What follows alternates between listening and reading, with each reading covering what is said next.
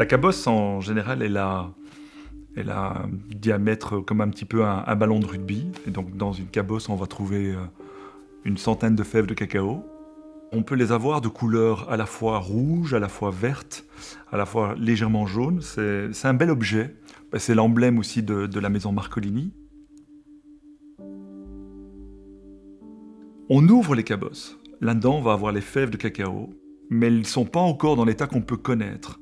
On a ces fèves, on va les trier, et puis commence toute l'opération. On va travailler sur la torréfaction. Alors torréfaction, ça veut dire quoi? Ça veut dire de griller les fèves, de libérer ces arômes, et c'est ce qu'on appelle la réaction de Maillard.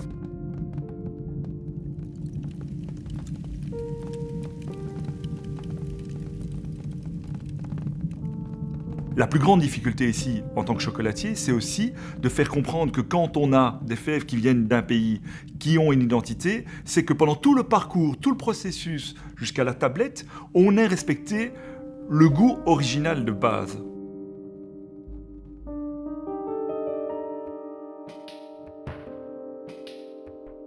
Quand j'avais demandé à mon complice Yann Pennors de redessiner une tablette, on s'est rendu compte que dans le paysage du chocolat, les tablettes sont toujours rectangulaires.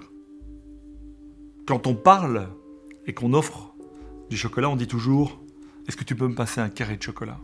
Et Yann a sorti cette tablette que je trouve à la fois très belle et très graphique. Donc on a l'impression de se retrouver avec un objet en bois, mais en réalité c'est une tablette de chocolat.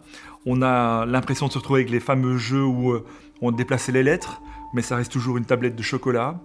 Et puis la chance d'avoir un nom où il n'y avait que 9 lettres, heureusement.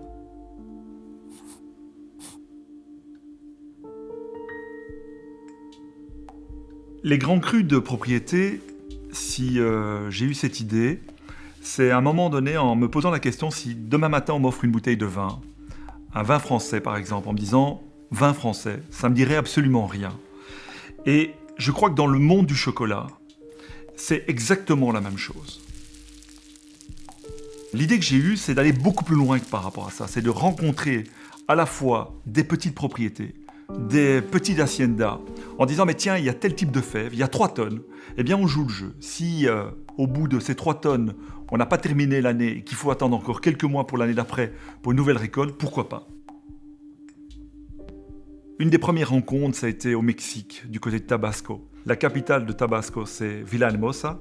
Et il y a une dame qui s'appelle Cara Echevarria et qui a une petite plantation de fèves de cacao, ce qu'on appelle du porcelana, qui est une fève mais sublime. Quand on la coupe, elle a un côté blanc, c'est pour ça le mot porcelana, porcelaine.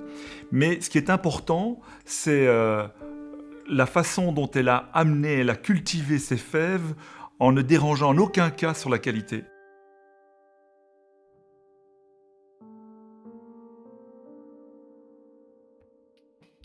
Là, c'est le mélange à la fois de grands pays, exemple le Venezuela et le Ghana. Autant on a travaillé sur le côté propriété, autant on a travaillé plutôt sur le pays. Ça, c'est notre chocolat maison. C'est un 50% de Venezuela, 50% de Ghana. Et on a mis la force qu'on peut avoir avec le côté très Afrique, le côté terre qu'on peut avoir, avec plus de finesse dans le côté Amérique du Sud. Les deux mélangés, eh bien, ça donne un pur origine, fleur de cacao.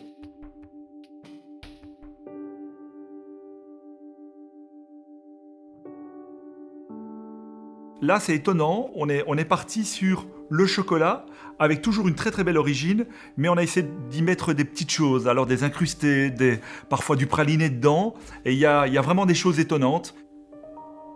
À des moments précis, on se dit tiens, je mangerai bien un chocolat à midi, je mangerai bien un chocolat le soir ou le matin.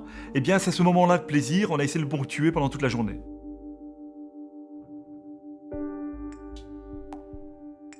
Je crois que le chocolat, c'est la manière dont je l'aborde, c'est la même manière que celle du vin. On commence pas avec un grand Bordeaux, on commence pas avec un grand Bourgogne. On commence d'abord avec des jolis vins, des petits vins, des vins frais. Et puis on a le palais qui s'éduque et on va un peu plus loin. Eh bien, le chocolat blanc, c'est plutôt une friandise.